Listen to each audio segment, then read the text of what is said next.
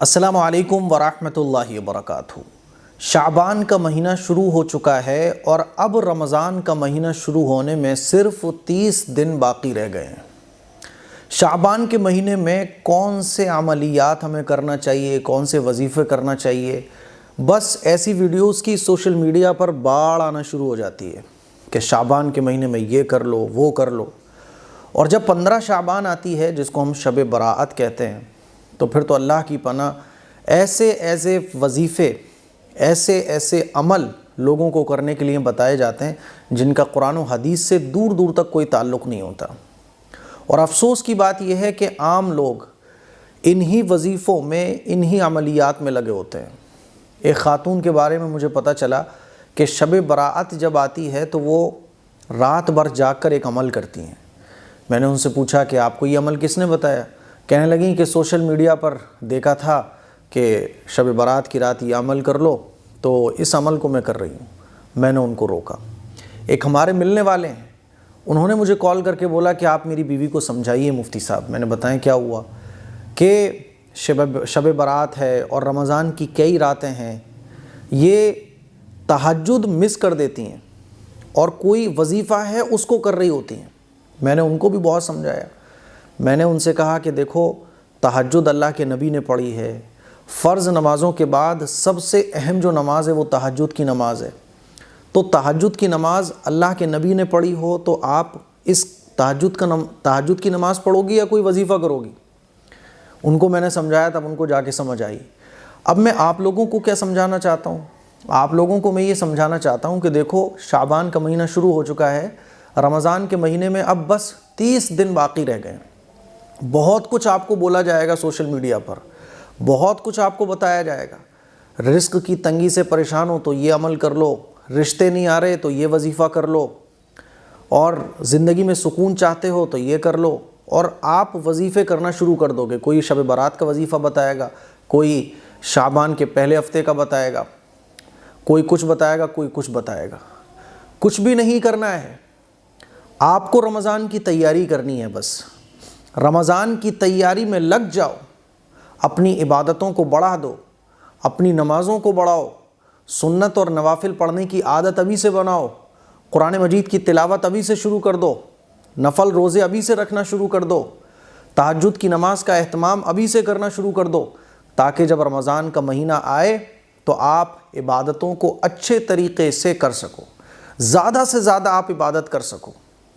آپ نے دیکھا ہوگا نا کہ ہمارے گھر میں جب شادی ہوتی ہے تو 2 4 مہینے پہلے ہم شادیوں کی تیاری میں لگ جاتے ہیں۔ محلے والوں کو پتہ چل جاتا ہے، اچھا مکان بن رہا ہے، گھر میں کسی کی شادی ہونے والی ہے۔ پہلے سے تیاریاں ہوتی ہیں، دکھنے لگتا ہے دور سے ہی۔ بھائی 2 مہینے پہلے، 3 مہینے یہ تیاریاں کیوں ہو رہی ہیں؟ تاکہ شادی میں کوئی کمی باقی نہ رہے۔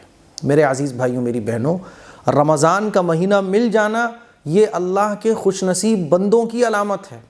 اللہ رمضان کا مہینہ دیتا ہی اس کو ہے جس سے اللہ پیار کرتا ہے۔ رمضان کا مہینہ ہمیں ملنے والا ہے، اور انشاءاللہ ثم انشاءاللہ اللہ کی ذات سے امید اور یقین ہے کہ رمضان کا مہینہ ہمیں مل جائے گا۔ اس رمضان کے مہینے کو کامیاب بنانے کے لیے اس کی تیاری ابھی سے کرو۔ ٹونے ٹوٹکے، عملیات، وظیفے چھوڑ دو ان چیزوں کو۔ اللہ اور اللہ کے رسول کی اطاعت، اللہ اور اللہ کے رسول کے بتائے ہوئے طریقے پر عمل کرو۔ اور اللہ اور اللہ کے رسول کے بتائے ہوئے طریقے کیا ہیں؟ اللہ کے نبی صلی اللہ علیہ وسلم کے بارے میں آتا ہے کہ جب شعبان کا مہینہ شروع ہوتا تھا تو اللہ کے نبی صلی اللہ علیہ وسلم خوب روزے رکھا کرتے تھے۔ حضور روزے کیوں رکھا کرتے تھے؟ رمضان کی تیاری۔ جتنا بڑا مہمان ہوتا ہے اتنی زیادہ تیاریاں اور بہت پہلے سے شروع ہو جاتی ہیں۔ جتنا بڑا گھر میں پروگرام فنکشن ہوتا ہے تو اس کی تیاریاں اتنی پہلے سے ہوتی ہیں۔ رمضان یہ تمام مہینوں کا سردار ہے۔ رمضان کا مہینہ یہ بڑا عظیم الشان مہینہ ہے، برکتوں والا مہینہ ہے، نیکیاں کمانے کا مہینہ ہے۔ اس کی تیاری بھی پہلے سے ہونا چاہیے۔ اسی لیے شعبان کا مہینہ شروع ہو گیا، وظیفوں کے چکر میں اپنا ٹائم برباد مت کرو۔ تہجد سے بہترین کوئی چیز نہیں ہے، قرآن مجید کی تلاوت سے خوبصورت چیز کوئی نہیں ہے، دعاؤں سے بہترین کوئی چیز ہے ہی نہیں۔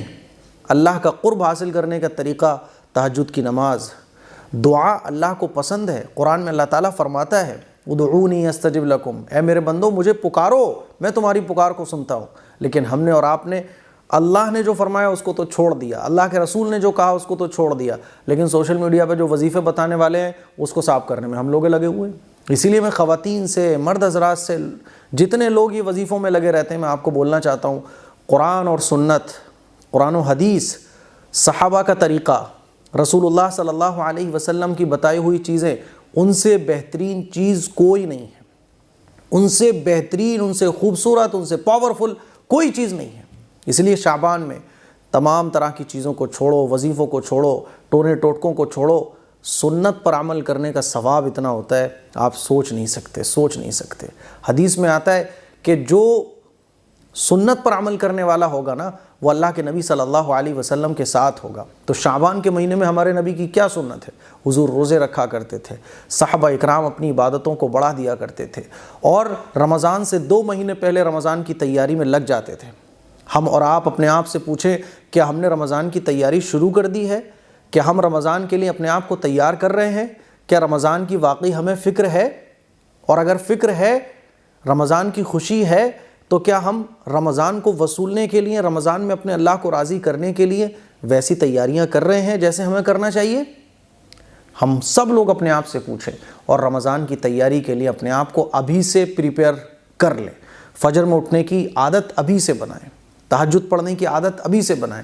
یہ میری چند باتیں ہیں جو آپ لوگوں سے میں کہنا چاہتا تھا۔ اس کلپ کو شیئر کریں، دوسروں تک پہنچائیں۔ السلام علیکم ورحمۃ اللہ وبرکاتہ۔